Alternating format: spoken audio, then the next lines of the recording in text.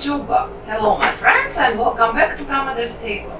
Today on the menu we have meatballs in tomato sauce, cooked up amigris strange. Pasta is not a staple food in Georgia, that's very much true, but we have meatballs. I think they were inspired by kufta, which comes from Persia, and typically we make them with rice, and that's why it's like the meal in itself. So we don't serve it with pasta or rice because it already has rice in it. And of course we have many variations of kufta in Georgia, and today I'll show you one in tomato sauce. So let's start cooking. Kufta in Georgia is typically made with ground beef. So today I have beef chuck and I will be adding other ingredients to that. This is my first step.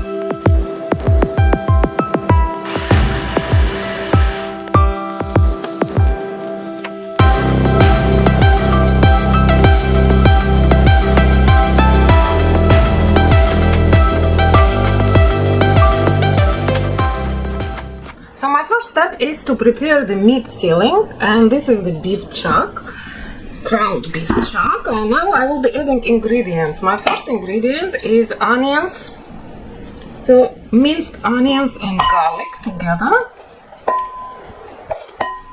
Kufta in Georgia is made with rice, so this is my half-cooked rice. You can also use uncooked rice in Gupta, but I find that cooked rice makes Gupta fluffier. So here is our salt, 1 egg. If you have freshly ground black pepper, that will be tremendously good. For Gupta, we typically use short grain round rice. You can add some chili pepper flakes if you like. Now let's add parsley.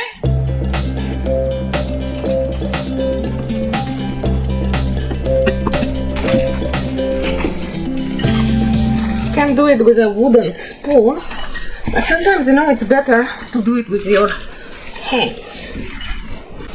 So our meat filling is ready. My next step will be to shape the meatballs and then to brown them. So this is about 2-inch meatball. You don't need too much flour, so just shape off the excess flour.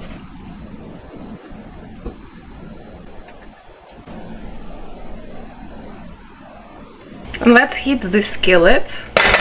So let's add vegetable oil. I'm using olive oil today. So the oil is sizzling. Let's put the meatballs.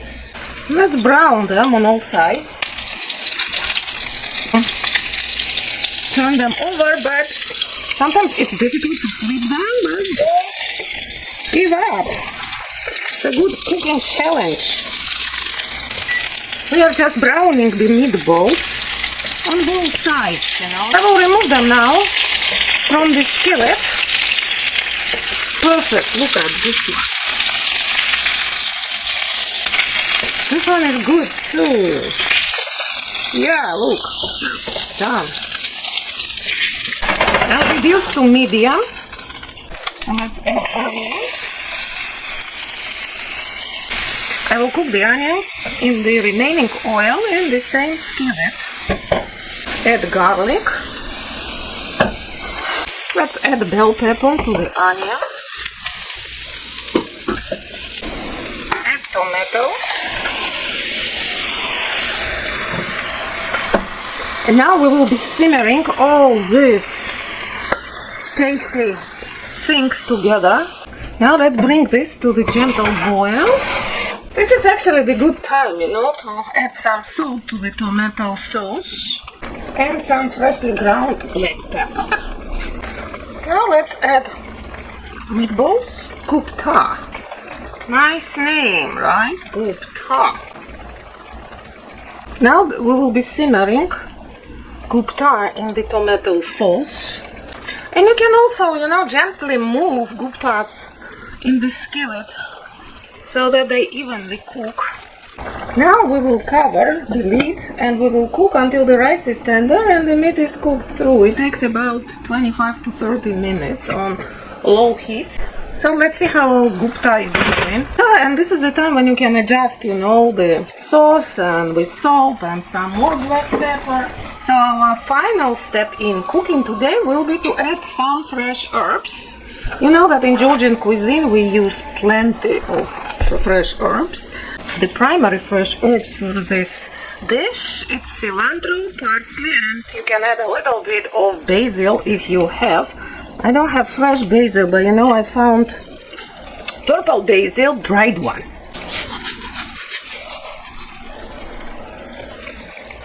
Look at the color, it's really purple.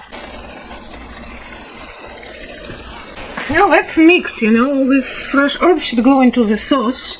So let's mix. I moved Gupta, I mean nothing will happen to Gupta now because they're already, you know, like cooked meatballs.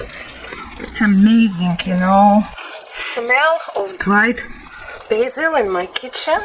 Look how the dish changed its colors immediately, right after we added fresh herbs. And it's not only adding color and beauty to the dish, but it's also adding all these healthy nutrients which are in fresh herbs. Like simmer it for 2 minutes together so all these flavors combine. So our meatball Gupta is ready.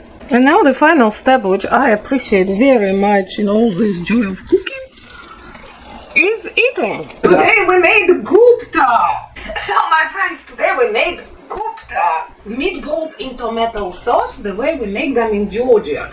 As I told you, we don't serve Gupta with pasta because it has rice inside. So this is standalone meal. You can add a couple of vegetable dishes.